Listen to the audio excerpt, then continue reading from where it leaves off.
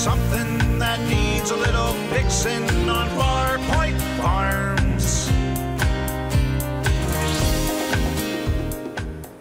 Hey guys, it's Eric, owner of Farpoint Farms here in the mountains, North Carolina. Tonight, only the second time I've showed you the shop that I work at, and the reason I'm here is for the same reason I was here for the first one, undercoating a Mirage. Notice the amount of prep work being done just to undercoat the car. If you live in a Rust Belt, if you live in a place that uses salt on the roads, and you take your car to get undercoated at a dealership or independent shop, they're going to spray it.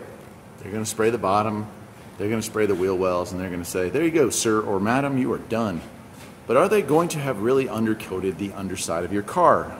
I'm going to say no to that, and here's why. There's a lot of stuff that needs to be removed. There are a lot of plastic shields that are hidden and hiding all kinds of stuff in here. There's shields that were there. There's shields that were running across here. There's your rear bumper. It's all covered up, but water and salt can get in there. You know how I know this? Because I've been doing this for 30 years. So, if you are going to pay somebody to undercoat the car, perhaps you want to instead buy yourself a 6-pack of cans, do a little bit of prep work yourself with a little painter's tape, and maybe you can make it look good. And I'll show you all the stuff that I've taken off of this car to get it ready. These right here, these are the side panels for the rear. There's 2 of them. You can't see the second one, but those long shields there, those are for the underbody. They hide the fuel lines. Now, why would you want to take those off to undercoat? And I can guarantee you no dealership's doing that.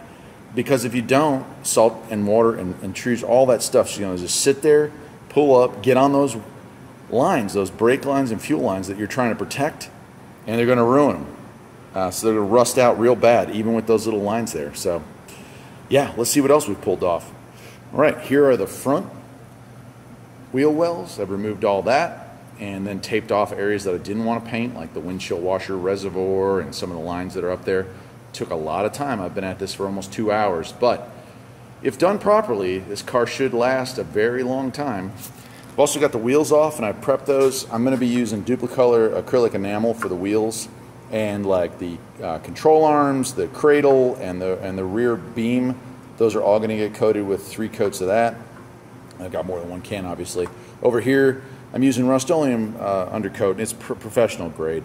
It's rubberized. It also helps dampen sound, deaden sound. Some folks here, if I get a little closer to that, some folks complain that the Mirage is a little louder than they're used to driving a car. Well, you know, this will help, I'm sure. So I'm going to do all 4 wheels. I'm going to do the bottom. I'm going to do the wheel wells. I'm going to go back and do them again. I'm going to go back and do it again. Then I'm going to let it dry for 24 hours, come back and reassemble all this. And I'm telling you, it's like an hour and 40 minutes to get all this stuff off. But is an hour and 40 minutes worth protecting your investment? Do you think when you pay a dealership or an independent to paint your car for you, to undercoat your car for you, that they're doing all this prep work? I'm going to say that's not happening. Anyway, let's go ahead and paint it. I'll show you the results. All right. Check it out. I've already started peeling some of the tape off some of that inside stuff, but right now, like up in there, those areas that are impossible to get to, and painted all that area there along. Right. I mean, you put a little love into these things, and it really shows down the road. Even painted the control arms so they don't rust up. And you can see along here all these fuel lines that were covered. Well, now they're exposed, temporarily at least, and painted and undercoated and pretty. So rear beam here is all painted up. Some of this is still wet, of course. You can see up here, all those lines are covered. Not anymore, right? Got them exposed so I can paint them, get them undercoated. Along the back here, painted this tray here. You know, and then you just take a little can of brake cleaner, clean off any overspray you got on the muffler, on the exhaust system. But you can see, like, all these brake lines, they're rubber coated, but the endings there, they're not. And they do tend to rust up, man. I mean, there's nothing you can do about it. So a little coat of paint on there, that'll help slow that down. And along here, you can see. right? And then we'll back up here to the beginning. So anyway, that's it. Look, if you're considering buying a car, you live in a salty area, yeah, you can pay somebody to do this for you. But you can also do it, and it's actually going to be a whole lot cheaper. Now, it's going to take time, especially if you got to put this on jack stands and get up underneath it. But don't tell me it can't be done, because that's the way I used to do it back in the day.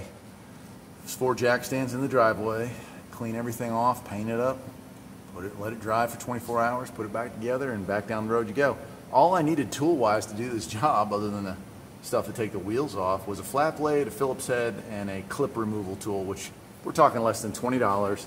Probably got 100 in paint, and I've done way, way better than the $500 or $600 job that I would have paid to have the dealership do this. So that's it, my friends. I'm Eric, the owner of Farpoint Farms. Hope you enjoyed this video. Take care.